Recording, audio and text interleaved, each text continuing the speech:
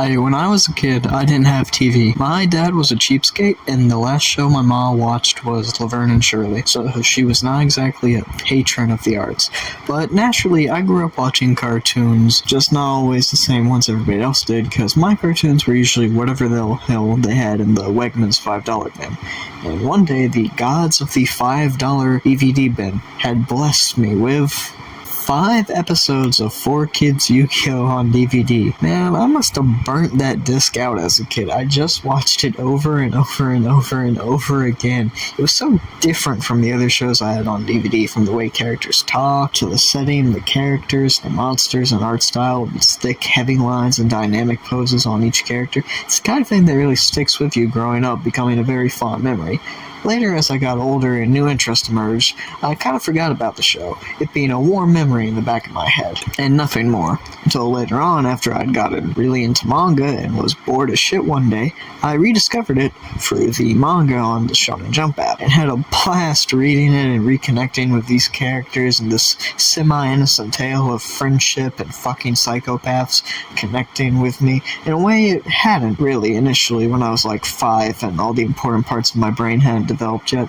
But even though I was having a good time, the inner edgy teenager in me couldn't help but wonder, man, what would this be like with blood and violence and huge fucking tits? Well, wonder no more, because Chaosic Rune is here to answer that question of what if Yu-Gi-Oh! Had gore, tits, creepy fetish art, and super fucked up horror scenes.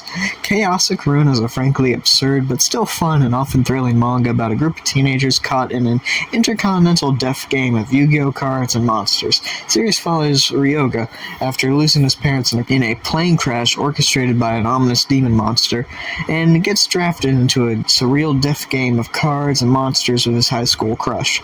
The two of them try to survive through the battle after battle after battle and find out and stop whoever's orchestrating these events. Something I love about this series is just how fast-paced it is. After the initial setup and introduction of our protagonist monster, it's just fight after fight after fight. This manga puts Chainsaw Man to shame with its fast pacing. We get a time skip 20 chapters in, for Christ's sake. Normally, I would find this detrimental to a series' quality, but this actually prevents the series from lingering on certain tropes and keeps the action constantly flowing. We go from fighting tanks and airplanes to a living train to a literal reject Devilman monster. It's like Speed in manga form, and it's so good. The moments where time actually slows down and we get more time for character-focused moments are actually incredibly well handled. I love Ryoga and his girlfriend's relationship, and the bittersweet goodbye to his adopted daughter is very touching and helps to make us care more about the action. Speaking of action, it's incredible stuff. Monster designs are cool, especially this one for obvious reasons, and work well off of each other. Set pieces are super fast-paced and blood. There's this really cool fight where this woman who can control technology is constantly trying to kill several of our lead characters and eventually uses an airplane against our big villain Death Rex only to get eaten. And there's a strange line about older women, but as good as the action can be, oftentimes it runs into this issue where characters will feel far too static due to their scale. This is really noticeable during the more small-scale sequences like the mall battle and the train monster fight, where the monsters are much smaller in scale and thus we have more fluid motion between the panels as opposed to the larger scale fights with Death Rex. But even then, the frequent gore and frequently inventively staged fights keep you entertained, like the haunted house fight, which is just fucking terrifying. Holy shit, my god in heaven, what the fuck? But you're probably asking, what about the story? It's serviceable. The strongest character moments come from Ryoga acting as a father figure to a younger cast member who was abused and neglected almost her whole life. It's very touching seeing someone who was robbed of his parental figure stepping up and becoming one to someone that never really had them. I think there's also some great symbolism going on with the younger girl's abilities being self-destructive, creating a physical reflection of the years of emotional abuse she's gone through. Characters are funny. I want to bone the shit out of the Ryoga's teacher, and Ryoga's kind of cute. He's got a Chibi Akira Fudo thing going on. And on a side note, this is the worst fucking villain group in a manga ever. Not because they have lame powers or just look hideous or whatever the fuck was going on in Rurouni Kenshin, oh my god. I'm talking purely from a point of effectiveness, because every single one of these assholes die in the course of one night. One night. This is like the Shibuya incident on steroids. Bro, everybody is dead right out of the gate. No one even had a chance to really traumatize any of our protagonists. What the fuck? It'd be like if the Espada all got instantly one-shotted by Ichigo the second he showed up to Las Noches. The biggest problem with the story is that as soon as it finds any kind of footing, it changes the formula. Oh, kids fighting Death in a dome? Nope. Time skip right after Def Rex gets a power-up.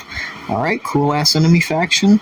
And time skip. Now we're fighting magic users with family sitcom elements in the background. And the end. The biggest issue is the ending. Ryoga's girlfriend dies, so Ryoga gives up his adoptive daughter after they had the park to protect her from the battles he'll face in the future. But it turns out Ryoga's girl is alive. She got perfectly cloned at the moment of her death by Ryoga's family members, and oh my god, it's the Flash all over again. Help! It's very shoddy speaking, not only of the events leading up to this, which contain possibly the most fucking aggravating, boring, and shitty rival character in a manga. Holy shit, fuck you. I just spent the whole time wishing Ryoga would just hurry up and maul the bitch.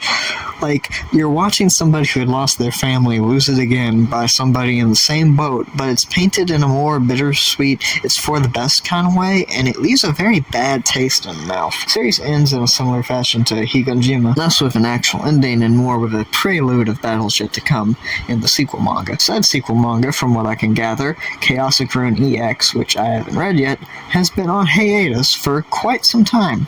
It's a real shame, as I'd like the series to continue. It's not as poignant or focused as its most obvious contemporary, but where Chaosic Rune lacks in depth, nuance, or sheer impact, it makes up for in violent, juvenile, action-packed good time that I think everybody should read. Something everybody else should also do is like and subscribe to the channel. Vids will be coming out more spaced apart than usual, but I got plenty of them on the back burner coming out soon, and I'm looking to kind of upgrade the content as we're going along. That's all I got for y'all today. Peace, y'all.